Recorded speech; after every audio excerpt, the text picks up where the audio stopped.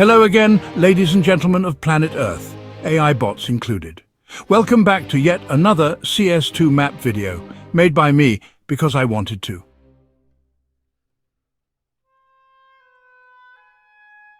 Before we get started, I must remind you to do the unthinkable once again and subscribe before my wife finds out. For each one of you who doesn't subscribe, my wife beats me with a tire iron and stitches my ears to my head. I don't like it and I just want to live without her violence, please. For just 1 week, let me live in peace. Anywho, now that's out the way, what wonderful stuff do we have for you today? Today, boys and girls, we have another double whammy, and they're both all about Easter Island. Why is there more than one map? Well, you see, I like my maps to be as close to one-to-one size as possible, and if you look here, you'll see that the island is just a bit too big to fit all in one map. Therefore, this is split into two maps, one in the west and one in the east.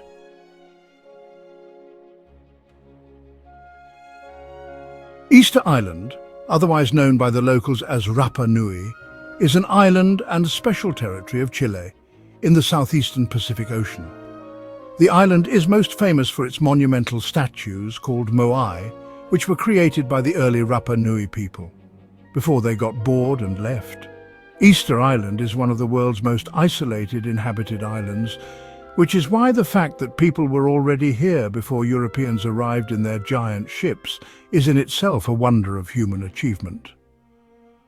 Its closest inhabited neighbour is Pitcairn Island, 1,931 kilometres to the west. The nearest continental point lies in central Chile, at 3,512 kilometres to the east. There is some disagreement on when Polynesian inhabitants first reached the island, though most point to some time between AD 800 and 1200, when the island is generally thought to have seen the first locals arrive. Oral tradition states the island was first settled by two canoe expeditions originating from Moai Renga, now known as the Cook Islands, some 5,121 kilometres to the west.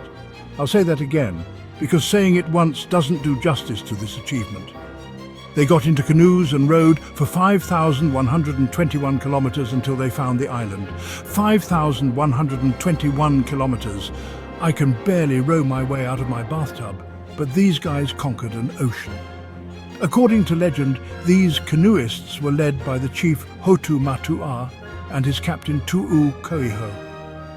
Hotu deemed it a worthwhile place to flee from a neighbouring chief back home, who he had already fought in war and had already lost 3 battles. Upon arrival and scouting, the colonists settled in different parts of the island. These differing settlements would become important, as over the coming centuries, this is where the inhabitants would draw their dividing lines and their own wars with them.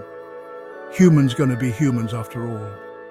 And those little lines we draw in the sand all too often become what we fight and die over. The Moai statues that make the island famous are believed to have been created between AD 1250 to 1500. The tallest Moai erected, called Paro, was almost 10 metres high and weighed 82 tons. One unfinished sculpture, if completed, would be approximately 21 metres tall, with a weight of about 155 tons. Statues are still being discovered as of 2024. Almost all of these Moai face inland, gazing across the island and not out to sea like I first thought when making this map, causing much wasted time having to redo everything.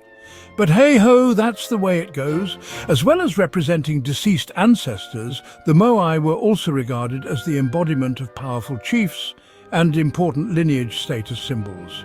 Each Moai presented a status. The larger the statue, the more mana the chief who commissioned it had. The competition for the grandest statue was ever prevalent in the culture of the Easter Islanders. Of the more than 900 Moai statues on the island, more than half of them can be found around Ranu Raraku, an extinct volcano and quarry site of the ancient inhabitants.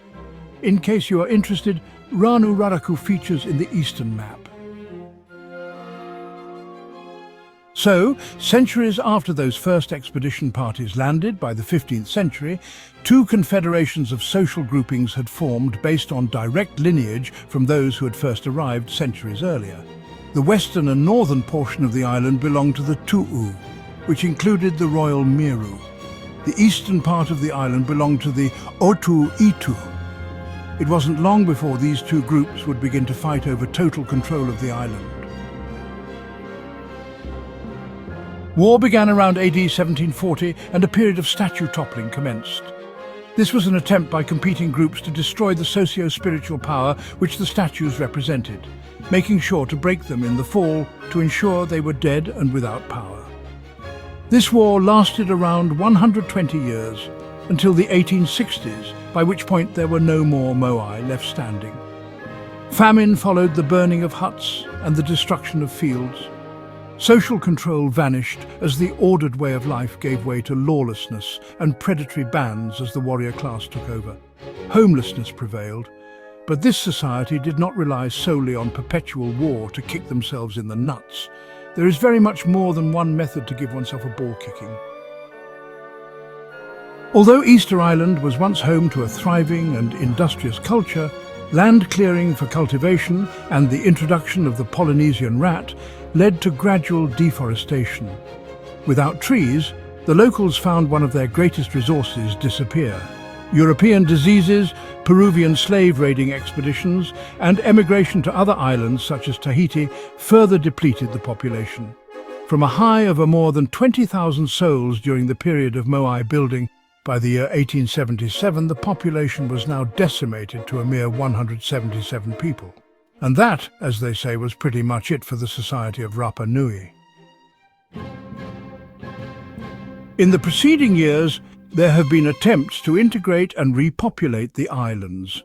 The descendants of those statue builders still living there are, of course, fiercely proud of their history.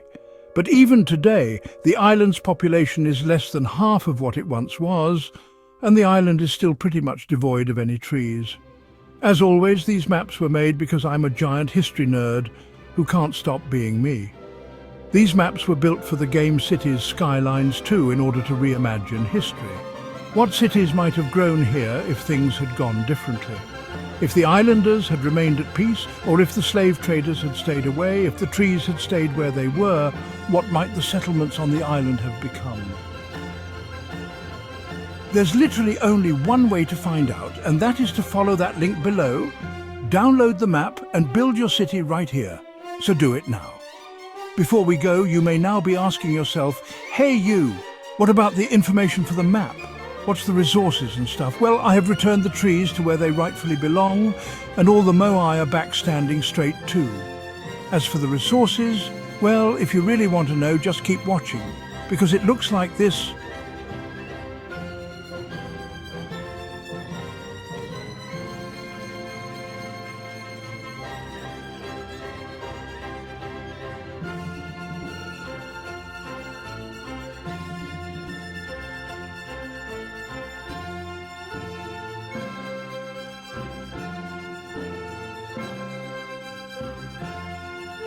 And that's all, folks. Thanks for watching.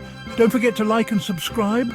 Otherwise, my wife takes great joy in causing me great pain. In the meantime, the video ends here. Peace, love and Rapa Nui. Goodbye.